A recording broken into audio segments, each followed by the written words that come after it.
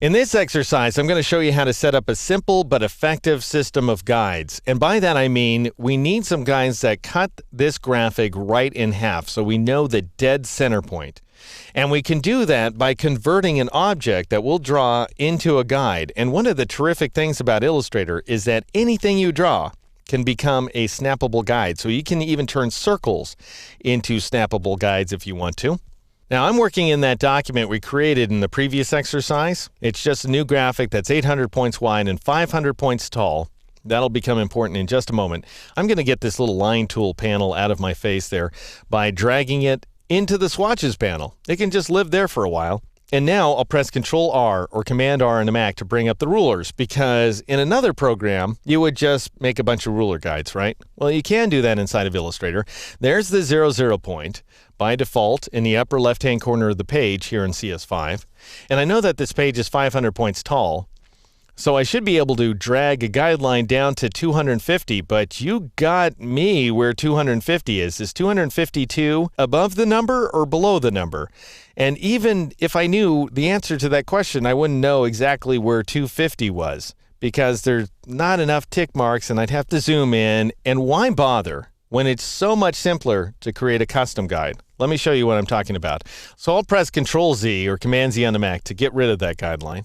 And then I'll press Control R or Command R on the Mac to get rid of the rulers. We don't need them. Here's what we do need. I'll go over to my little line tool panel and let's drag it back out again so we can see it a little better there. Right there is a rectangular grid tool. I'd like you to go ahead and select it like so, and then draw from one corner of your page to the other like so in order to create a custom grid. Now you may look at that and say, well, that's pretty custom, I guess. We can see the central lines after all, but there's so many other lines that this might turn out to be a little bit confusing. Well, a couple of different ways to work. If I press the backspace key or the delete key on the Mac, I'll get rid of that guy. And then if I click in the upper left corner of the page, rather than drag, just click, then I'll bring up the rectangular grid tool options dialog box. And notice that it wants to go ahead and create a grid that's 800 points wide by 500 points tall, the exact dimensions of my page. How smart is that? Well, that's not what it's really doing. It's taking the information from the last graphic you drew. And that's how nearly all of these dialog boxes work. When you click with one of these tools, they're going to present you with the last thing you did, which is actually a great trick. Then you can specify the number of dividers you want, and I think I just want one horizontal divider and one vertical divider, and then you can skew the dividers one direction or other. If you don't want them right in the center, you want them offset.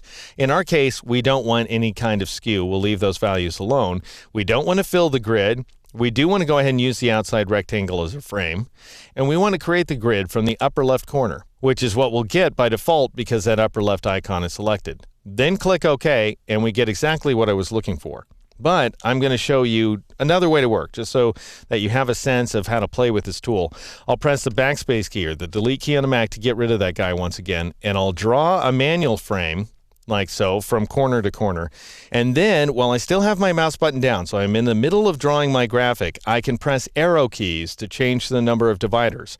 So if I want to increase the number of horizontal dividers, I press the up arrow key. If I want to decrease the number of horizontal dividers, I press the down arrow key. You can even reduce it to 0 if you want, like so. But I do want one divider. If you press the right arrow key, you'll increase the number of vertical dividers. If you press the left arrow key, you'll decrease the number of those dividers. Then once you get a sufficient number of dividers into place, go ahead and release your mouse button and you will draw that graphic. Now at this point, if you twirl open layer 1 right there, you'll see that you've drawn a grouped graphic. If you twirl it open, you'll see that it's made of a combination of 3 paths. One's the rectangle, so the rectangle around the entire edge, and the other 2 are the horizontal line and the vertical line. So these are just lines and shapes inside of Illustrator so far. They'd actually print and everything.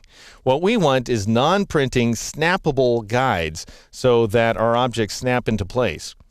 And you can convert the grid to a guide by making sure it's selected as it is, and then going up to the View menu, choosing the Guides command, and then choosing this command right there, Make Guides, which happens to have a keyboard shortcut of Control 5 or Command 5 on the Mac if you care to assign that one to memory.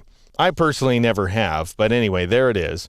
And as soon as you choose that command, you now have snappable guides. Now I'm going to switch over to my black arrow tool for a moment, and I'm going to click on one of these guides, and I don't select it because it's locked down by default. If I go up to the view menu, go down to guides, I will see that lock guides is turned on, and that's generally a good thing. However, if you decide you need to edit a guideline, move it around, then you need to turn off lock guides before you do so.